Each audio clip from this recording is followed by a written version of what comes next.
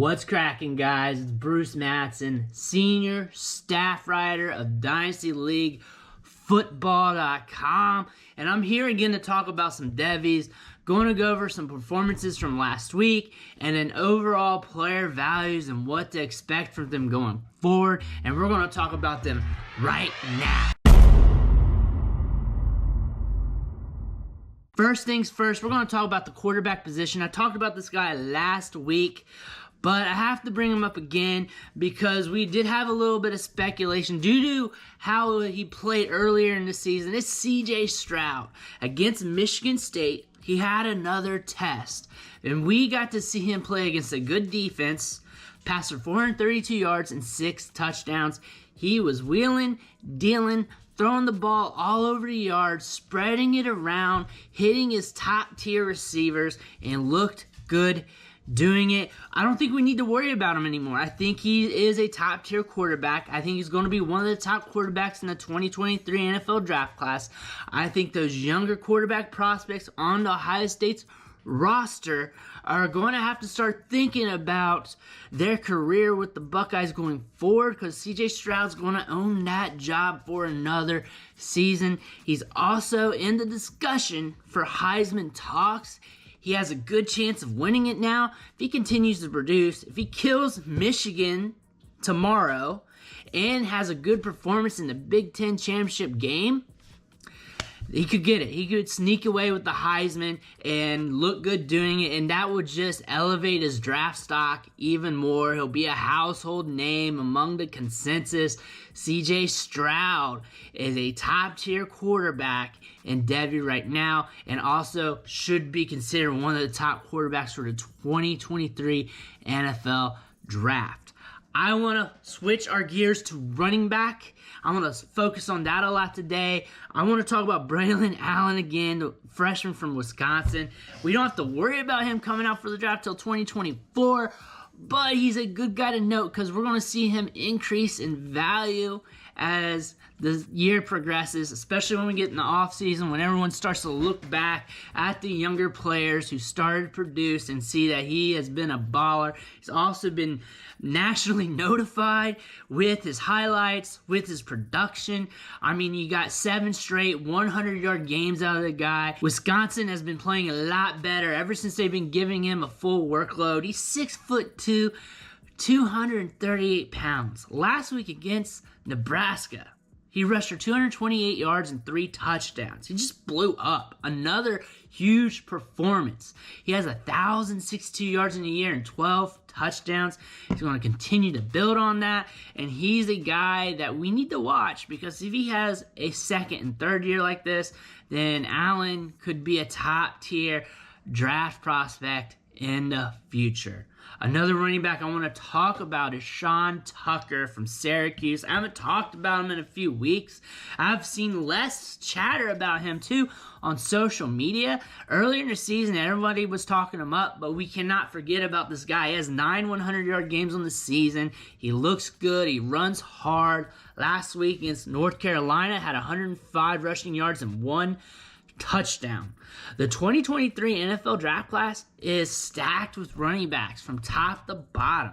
And right now, we're going to add another 1,400-yard rusher with 12 touchdowns to it. Sean Tucker is in the conversation with some of those top running backs, and he's another guy that we need to be excited about. Sticking with the 2023 NFL draft class, another running back we're going to be talking about is Tank Bigsby. It's been a down year so far for him. He hasn't been as productive as what we liked, but he's still been very good. Last week, we got to see him run loose a little bit against South Carolina, rushed for 164 yards and 1 touchdown. He is a very dangerous back in the open field because once he sees daylight, he can eat chunks of yards. He can also be used a little bit in the passing game, and then he can also deliver the boom at the point of contact. He is a full-feature back. He had a very good freshman season last year. I'm excited to see how he builds upon his resume going forward, going into his junior season next year. Another running back that we need to discuss for the 2023 NFL Draft. I brought him up on this channel a few times before, but I want to keep bringing him up because I don't want him to be looked over, and that's Deuce Vaughn from Kansas State. He'll be in next year's draft, guarantee it. Last week against Baylor, he rushed for 128 yards and 1 touchdown, caught 5 balls for 37 yards. He is heavily used in the passing game. We saw this initially during his freshman season, and then we are seeing it now. He's very explosive with the ball in his hands. He's also very shifty. He reads the momentum of the players around him very well and can break guys down with that dead leg. He's also very explosive. He can eat up yards like that. Deuce Vaughn's going to be a trendy mid-round pick in the NFL draft next year. Mark my words on that one. And then he's probably going to be a running back that you can get at value in rookie drafts next year in 2023. Let's shift our focus to the wide receiver position. And I want to just put a microscope on the Ohio State wide receiver core, the big three there. Jackson Smith-Njigba, 28.41% market share of Ohio State's offensive production. He has been outstanding this year with 1,132 yards and 6 touchdowns. One of the best wide receivers in the country. Then you also got Garrett Wilson. He owns a 23.56% market share of the offensive passing production, has 939 receiving yards, missed a game, so he'd probably be over 1,000 yards by now, and 11 touchdowns. Again, top-tier wide receiver prospect, top 5 guy in the 2022 NFL draft class, if not higher. And then we got the veteran Chris Olave, 21.28% market share. Ohio State's passing production, 848 receiving yards, but 14 touchdowns. These guys have been going off all season. They're going to be hard-pressed to find a better wide receiver unit than this. They are deep. They even have high-end prospects below those three. It's going to be exciting to see how they get valued in the draft, especially Chris Olave, considering he did not come out for the draft last year. Garrett Wilson should be considered one of the top wide receiver prospects in this year's draft going forward. And Jackson Smith-Njigba has been earning more draft stock every time he steps foot on the field.